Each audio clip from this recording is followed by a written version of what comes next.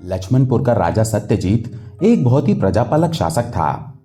एक दिन वो सोचने लगा कि देखा जाए कि उसके नगर के लोग दुखी हैं या खुश, अमीर हैं या गरीब, वे मूर्ख हैं या बुद्धिमान। ये सोचकर राजा ने अपने नौकर के कपड़े पहने। वो रंग रूप बदलकर महल से बाहर निकला, जिससे वो सड़कों पर भटक सके और किसी को ये पता ना चले कि वो कौन है। राजा आगे बढ़ा। अंत में वो शहर की उस बस्ती में पहुंचा जहां पर सबसे गरीब लोग रहते थे। राजा एक घर के बाहर रुका जहां उसने हंसी और गाना गाने की आवाज को सुना। उसने घर के अंदर झांक कर देखा कि एक युवक और उसकी पत्नी दीपक के सामने भगवान से प्रार्थना कर रहे थे। इतनी बदहाली और गरीबी के बावजूद वो लोग इतने खुश क्यों थे? राजा ये बात सोचने लगा और उसने दरवाजे पर दस्तक दी। उस गरीब आदमी ने कहा, थके हुए यात्री अंदर आओ और हमारे साथ खाना खाओ, हमारे पास बहुत कुछ है। पर सच्चाई तो ये थी कि वो लोग बहुत ही गरीब थे। धन्यवाद कहकर राजा घर के अंदर आ गया। घर के अंदर उसे संतोष का माहौल महसूस हुआ और उसने कहा, आप क्या काम करते हैं और आप इतने खुश क्यों हैं? उस व्यक्ति ने बताया, मैं एक मोची हूं। जब मैं किसी के पैर की उंगली को जूते से बाहर निकलते हुए देखता हूं तो मैं उसके जूते की तुरंत मरम्मत कर देता हूं। उससे जो भी कमाई होती है उससे मैं रात का खाना खरीद लेता हूं। राजा ने पूछा, लेकिन अगर एक दिन आपकी कमाई बिल्कुल भी ना हो तो क्या होगा? मोची ने जवाब दिया, मैं ऐसे मामलों के बारे में ज्यादा चिंता नहीं करता हूं। इसके बाद उस मोची और उसकी पत्नी ने जो भी घर में खाना था उसमें से कुछ खाना राजा को भी परोस दिया। उस गरीब मोची ने आगे कहा, अगर एक रास्ता बंद हो जाए तो भगवान मेरे लिए दूसरा रास्ता खोल देते हैं और फिर सब कुछ ठीक वैसे ही होता है जैसा कि होना चाहिए था। राजा उस गरीब की बातें सुनकर बड़ा ही प्रभावित हुआ, लेकिन वो बहुत ही उत्सुक था। वो उस गरीब के विश्वास और उसकी निष्ठा की परीक्षा लेना चाहता था। राजा ने मन में निश्चय किया कि वो उस गरीब आदमी को कोई नुकसान नहीं होने देगा, पर उसके विश्वास का परीक्षण जरूर करेगा। अगली सुबह राजा ने शहर के प्रत्येक इलाके में दूतों को भेजकर यह ऐलान करवा दिया कि कोई भी व्यक्ति सड़क पर जूतों की मरम्मत नहीं कर सकता। जब यह खबर मोची की पत्नी ने सुनी तो उसने अपने पति से कहा, इससे तो हम बर्बाद हो जाएंगे, अब हम क्या करेंगे? उस गरीब मोची ने जवाब दिया, चिंता मत करो, हमारे जीवन में पहले भी तमाम मुसीबतें आई हैं, लेकिन उनसे कोई फर्क नहीं पड़ता। सब ठीक वैसा ही होगा जैसा उसे होना चाहिए। फिर वो गरीब आदमी शहर की गलियों में घूमने लगा। थोड़ी ही देर में उसे प्यास लगी और वो पानी पीने के लिए रुक गया। उसने देखा कि एक आदमी नगर के चौराहे पर पानी का मटका लिए हुए बैठा था और आते जाते राहगीरों को पानी पिलाता था। इसके बदले में राहगीर उसे कुछ सिक्के दे देते थे। गरीब मोची ने उस आदमी से पूछा, क्या कोई आदमी पानी बेचकर भी अपनी रोजी रोटी कमा सकता है? हाँ, जरूर कमा सकता है, उसके हाथ मजबूत होने चाहिए। पानी बेचने वाले उस आदमी ने जवाब दिया। जल्दी से वो गरीब मोची एक पानी का घड़ा अपने घर से उठा लाया और उसी नगर में एक दूसरे चौराहे पर बैठकर पानी बेचने लगा। शाम होते होते उसने खाना खरीदने लायक पर्याप्त पैसे जमा कर लिए थे। जब सूरज ढल गया तो राजा उस गरीब मोची के घर के बाहर पहुंच गया। गरीब मोची ने उसे देखते ही कहा, अंदर आओ मेरे दोस्त, आओ हमारे साथ खाना खाओ। जबकि असल बात यह थी कि वो खुद भी भूखे थे। राजा ने कहा, मैं पूरे दिन तुम्हारे बारे में ही सोचता रहा। जब मैंने राजा का ये फरमान सुना तो मुझे डर लगा कि कहीं तुम्हें भगवान ने छोड़ ना दिया हो और तुम कहीं और ना चले गए हो। गरीब आदमी ने हंसते हुए कहा, कभी नहीं, मेरा भगवान हमेशा मेरे साथ ही रहेगा। देखो, अब मैं पानी बेचने का काम करता हूं। वैसे तो ये एक कठिन काम है और मैं पहले की तुलना में कम कमाता हूं, फिर भी शुक्र है कि मेरी जरूरतें पूरी हो जाती हैं। इसलिए आप देखें कि चीजें बिल्कुल वैसी हैं जैसी होनी चाहिए। राजा ने सोचा कि शायद ये परीक्षा पर्याप्त नहीं। सुबह राजा ने एक फरमान फिर से जारी किया कि अब कोई भी शहर की सड़क पर पानी नहीं बेच सकता। मोची की पत्नी एक बार फिर से चिंतित हुई, ये तो बड़ी ही बर्बादी हो गई, अब हम क्या करेंगे?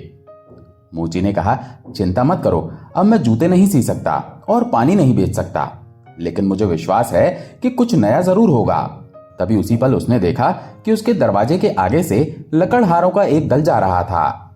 गरीब मोची दौड़कर उनसे मिलने गया और पूछा, क्या कोई आदमी लकड़ी इकट्ठा करके भी अपनी रोजी रोटी कमा सकता है?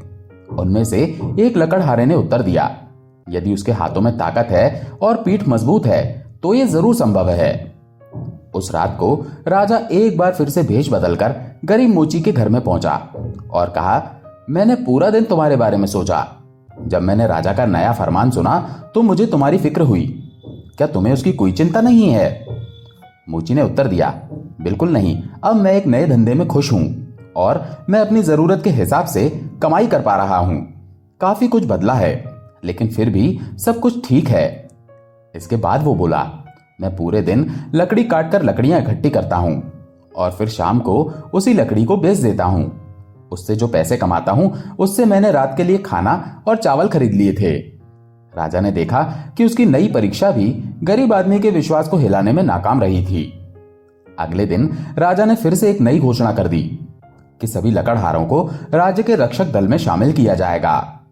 इस घोषणा के बाद अब वो गरीब मोची चांदी की तलवार हाथ में पकड़े हुए राजा के महल के बाहर खड़ा हुआ पहरा दे रहा था और वो अपने आप को बहुत ही खुश महसूस कर रहा था। उसके साथ कई अन्य लकड़हारे भी थे जिन्हें राजा के रक्षक दल में शामिल कर लिया गया था। सूर्यास्त के समय लकड़हारों के दल के एक सदस्य ने अपने अधिकारी से पूछा कि उन्हें दिन की दिहाड़ी कब मिलेगी। अधिकारी ने जवाब दिया, आपको वेतन महीने के अंत में ही मिलेगा। सभी लकड़हारों ने एक सुर में कहा, तब तो बड़ी ही परेशानी हो जाएगी, हम पूरे महीने क्या खाएंगे? रात को जब गरीब मोची खाली हाथ अपने घर पहुंचा तो उसने अपनी पत्नी को सारी बात बताई। ये सुनकर उसकी पत्नी ने अपने पति से कहा, अब रात को खाने का तो भूल ही जाओ, हमारे पास तो एक अनाज का दाना खरीदने के लिए भी पैसे नहीं है। इसके बाद वो गरीब मोची अपनी चांदी की तलवार को लेकर नगर में गया। वहां उसने एक सुनार को अपनी चांदी की तलवार बेच दी और उन पैसों से एक महीने का राशन खरीदकर घर ले आया। जब उसकी पत्नी रात के लिए स्वादिष्ट खाना पका रही थी तब उस गरीब मोची ने अपनी कुल्हाड़ी से एक लकड़ी की तलवार बनाई। फिर उसने अपनी लकड़ी की तलवार को म्यान में रखा, ये उम्मीद करते हुए कि किसी का ध्यान उस लकड़ी की तलवार पर नहीं जाएगा। उस रात को राजा एक बार फिर से भेष बदलकर गरीब मोची के घर में पहुंचा। राजा ने देखा कि वो गरीब आदमी खुशी में बहुत ही अच्छी सीटी की धुन बजा रहा था। हमेशा की तरह आज भी वो मोची बहुत खुश था। राजा ने उससे कहा, जब मैंने सुना कि तुम एक शाही रक्षक बन गए हो तो मैं चिंता करने लगा कि तुम आज रात का खाना कैसे खरीदोगे। गरीब आदमी ने राजा को बताया कि कैसे उसने चांदी की तलवार बेचकर एक लकड़ी की तलवार बनाई है। मोची ने फिर से कहा, चीजें ठीक वैसी ही हैं जैसी उन्हें होना चाहिए। राजा महल में लौट आया। वो सोचने लगा कि क्या कोई ऐसा तरीका है जिससे उस मोची के भगवान में पक्के विश्वास को हिलाया जा सके। अगले दिन राजा ने लकड़हारों के दल के मुख्य अधिकारी को बताया कि वो शाही रक्षक में आए नए गरीब आदमी को कहें कि 1 घंटे के अंदर उसे एक चोर का गला काटना है। मुख्य अधिकारी ने उस गरीब मोची से कहा, तुम अपनी तलवार ले चलो, तुम्हें एक चोर का गला काटना है। आज से तुम शाही जल्लाद हो। गरीब मोची ये सुनकर घबरा गया, सर कैसे काटूं? उस गरीब मोची ने रोते हुए कहा, मैंने आज तक कभी किसी का सर नहीं काटा और ऐसा करने की मेरी कोई मंशा भी नहीं है। अधिकारी ने कहा, तुम्हारे पास कोई दूसरा विकल्प नहीं है, ये राजा की आज्ञा है। फिर वो अधिकारी मोची को लेकर एक खुले स्थान पर ले गया जहां पर तमाम लोगों की भीड़ इकट्ठा हुई पड़ी थी। मोची ने अपने अधिकारी से बहुत ही धीमे स्वर में विनती की, माफ कीजिए, क्या मैं 1 मिनट के लिए प्रार्थना कर सकता हूं? आपको बुरा तो नहीं लगेगा? अधिकारी ने कहा, तुम शौक से प्रार्थना करो, उससे कोई फर्क पड़ने वाला नहीं है, परिस्थितियां बिल्कुल भी नहीं बदलेंगी। गरीब मोची ने अपनी आंखें बंद कर ली और आसमान की तरफ देखते हुए काफी देर तक प्रार्थना करता रहा। अंत में वो मुख्य अधिकारी उस पर जोर से चिल्लाया, चोर का सर काटने का समय आ गया है, तुम अपनी तलवार निकालो। पर गरीब मोची को तो पता था कि उसे क्या करना है। उसने जोर से प्रार्थना करते हुए कहा, हे भगवान, कृपया मेरी मदद कीजिए, जो सही हो वही कीजिएगा। अगर ये आदमी सच में अपराधी है तो मेरी तलवार की धार पूरे राज्य में सबसे तेज हो जाए, लेकिन अगर ये बेगुनाह है तो मेरी तलवार एक लकड़ी की तलवार में बदल जाए। ये कहते हुए उसने म्यान से अपनी लकड़ी की तलवार निकाली और आसमान में ऊंचा उठा दिया। लोगों की भीड़ यह सब देखकर भौचक्की रह गई। तभी भीड़ में से बाहर आते हुए राजा ने आदेश दिया, बस करो, आज यहां किसी का सर नहीं कटेगा। और ये कहकर वो हंसने लगा, क्योंकि असल में वहां पर कोई चोर था ही नहीं और ना ही किसी का सर काटने की कोई योजना बनाई गई थी। मोची ने उस आदमी को पहचानते हुए कहा, ओह, तो तुम राजा हो। राजा ने कहा, और तुम एक समझदार इंसान हो। गरीब मोची ने कहा, मेरी प्रार्थना से ही मुझे पता चला कि मुझे क्या करना चाहिए। उसके बाद राजा ने गरीब मोची को अपना शाही सलाहकार नियुक्त किया। उसे अपने महल में बुलाया। गरीब मोची ने कहा, लेकिन भला एक गरीब मोची आपको क्या सलाह दे सकता है? राजा ने कहा, मैंने पूरे दिन तुम्हारे बारे में सोचा और जब मुझे एक बुद्धिमान मोची, एक आभारी जलवाहक, एक धन्य लकड़हारे और एक विनम्र शाही रक्षक और एक ऐसे जल्लाद की सलाह मिलेगी जो बेगुनाहों पर अपनी तलवार नहीं उठाएगा, तो मुझे यकीन है कि सब कुछ बदलेगा और शुभ होगा। जैसा होना चाहिए वैसा ही होगा। और इस तरह से एक गरीब आदमी राजा का मुख्य सलाहकार बन गया और राजा भी उसे अपने सलाहकार के रूप में पाकर बहुत ही खुश था। सेठ भजनलाल होशियारपुर गांव का जमींदार था। उसके पास ढेर सारे खेत थे जिन पर काम करने के लिए उसने बहुत से मजदूरों को रखा हुआ था। सेठ भजनलाल एक बहुत ही कंजूस आदमी था, लेकिन धन जमा करने वाले सामान्य कंजूस नहीं, बल्कि धन खर्च करते समय उसे कंजूसी करने में बड़ा ही मजा आता था।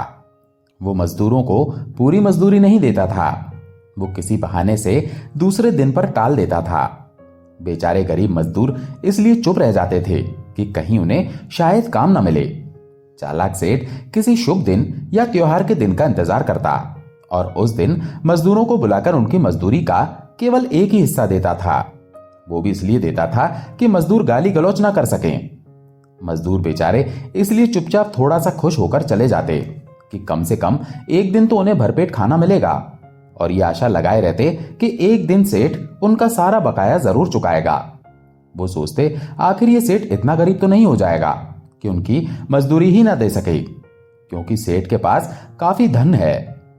एक दिन सेठ भजनलाल शहर में हर महीने लगने वाले बाजार में मवेशी खरीदने के लिए गया, क्योंकि उसकी गाय अब उतना दूध नहीं दे रही थी जो सबके लिए काफी हो जाए। बाजार में उसने 2 गायों को पसंद किया और मोलभाव करके दाम तय कर लिए। अचानक उसे याद आया कि उसकी पैसों की मखमली थैली घर पर ही छूट गई है। अब वो दुविधा में पड़ गया। वो सौदे को हाथ से जाने नहीं देना चाहता था। वो जानता था कि मवेशी का सौदागर कल तक इंतजार नहीं करेगा और किसी और के हाथ गायों को बेच देगा। उसने सोचा कि किसी न किसी तरह से पैसों का जुगाड़ यहीं करना होगा ताकि उसी दिन गायों को घर ले जा सके। भजनलाल किसी महाजन की तलाश करने निकल पड़ा। बाजार के पास ही उसे एक महाजन मिल गया, लेकिन किसी जमानत या सुरक्षा के बिना वो उधार देने को तैयार न था। सेठ के पास उस समय एक चांदी की कटार थी जो उसके दादा ने उसे भेंट में दी थी। घर के बाहर जाते समय डाकुओं के डर से वो हमेशा ये चांदी की कटार अपने पास रखता था। सेठ भजन ने अपनी कटार दिखाते हुए महाजन से कहा, ये हमारी पुश्तैनी कटार है, हमारे दादा की भेंट है। ये मेरे लिए अमूल्य है, लेकिन लाचारी है, इसीलिए मैं इसकी जमानत देने को तैयार हूं। महाजन कटार की जमानत पर उसकी जरूरत भर का ऋण देने को तैयार हो गया। भजनलाल ने ऋण ले लिया और कुछ ही दिनों में ऋण लौटाकर कटार वापस ले जाने का वादा भी कर दिया। उसके बाद वो बाजार में पहुंचा और गायों को खरीदकर अपने गांव ले आया। भजनलाल कई सप्ताह बल्कि कई महीनों तक महाजन को ऋण चुकाने के लिए नहीं गया। महाजन धीरज के साथ उसका इंतजार करता रहा और सोचता रहा कि उसकी चांदी की कटार का क्या करे। क्या उसे बेचकर सूद के साथ ऋण का पैसा वसूल कर ले? लेकिन महाजन से कटार कौन लेगा? उल्टा उस कटार को कोई देख लेगा तो लोग तरह तरह की बातें बनाएंगे और उसकी प्रतिष्ठा धूल में मिल जाएगी। इसीलिए महाजन चुपचाप ही रहा। उसने जमींदार के पास अपने नौकर को भेजने का निश्चय किया। जब नौकर जमींदार के घर आया तो वो घर पर नहीं था। नौकर वापस चला गया। कुछ दिनों के बाद फिर से नौकर को जमींदार के पास भेजा गया, परंतु इस बार भी वो जमींदार को नहीं मिल पाया, क्योंकि वो बीमार होने के कारण सो रहा था। जमींदार के नौकरों ने महाजन के नौकर को वापस भेज दिया। महाजन इस आशा के साथ कि जमींदार मेरे नौकर के आने का संदेश पाकर ऋण लौटाने के लिए स्वयं आ जाएगा।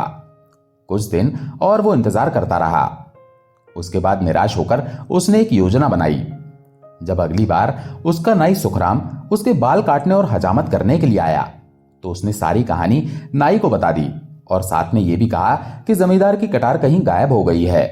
अच्छा ही होगा कि अगर जमींदार ऋण वापस करके अपनी कटार लेने के लिए ना ही आए। महाजन जानता था कि नाई खबर फैलाने में बड़े ही माहिर होते हैं। उसके द्वारा शीघ्र ही यह खबर सब तक पहुंच जाएगी कि जमींदार ने ऋण अभी तक नहीं चुकाया है। महाजन को जमानत में दी गई उसकी चांदी की कटार भी गायब हो गई है। सचमुच हुआ भी ऐसा ही। ये खबर आसपास के गांव में सब जगह फैल गई। जब वो नाई बाल काटने के लिए जमींदार के घर आया तब उसने ये खबर उसे भी सुना दी। भजनलाल को अब तक इस बात पर शर्म महसूस नहीं हुई थी कि उसने महाजन का ऋण नहीं चुकाया, क्योंकि इस रहस्य को उसके अलावा कोई और जानता नहीं था। लेकिन अब उसने अनुमान लगाया कि बहुत से ग्रामीणों को उसके ऋण के बारे में पता लग गया होगा।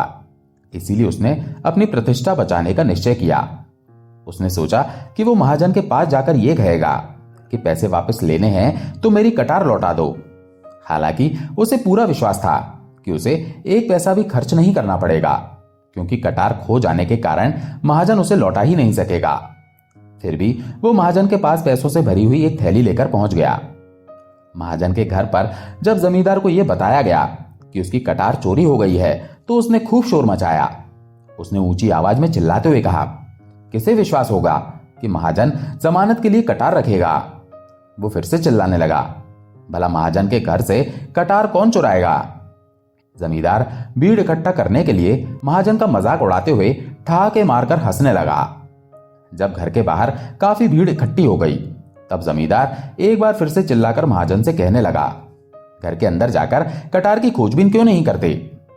जमींदार को उम्मीद थी कि महाजन अंदर जाकर शीघ्र ही बाहर वापस आ जाएगा और यह कहेगा कि हिसाब बराबर हो गया, क्योंकि वो कटार तो उसके पास है ही नहीं और इस तरह से ऋण का पैसा भी वापस नहीं करना पड़ेगा।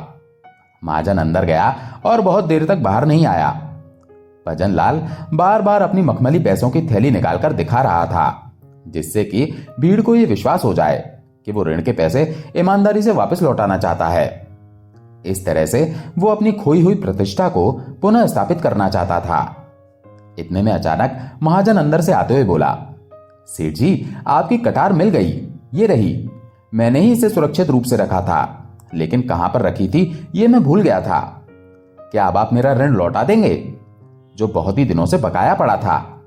महाजन ये बात पूरी भीड़ को सुनाना चाहता था, इसीलिए ये बात उसने बहुत ही ऊंचे शब्दों में कही। अब बेचारा सेठ भजनलाल अपने ही बिछाए हुए जाल में फंस चुका था। लाचार होकर उसे ब्याज सहित पूरे पैसों का भुगतान करना पड़ा। लोगों ने देखा कि वो ऋण चुकाने के बाद सर नीचे किए हुए वापस जाने लगा। उसकी इस हरकत पर लोग उस पर थूथू कर रहे थे, लेकिन जमींदार ने सर उठाकर किसी को नहीं देखा। भजनलाल को एक सीख मिल गई थी। जिन लोगों को उसके अपमान और शर्मिंदगी से लाभ पहुंचा वो उसके खेतिहार मजदूर थे। उन्हें अब समय पर मजदूरी मिलने लगी थी। दोस्तों, आशा है कि आपको ये कहानियां पसंद आई होंगी। अगर पसंद आई हो तो वीडियो को लाइक करके चैनल को सब्सक्राइब जरूर कर लें। धन्यवाद।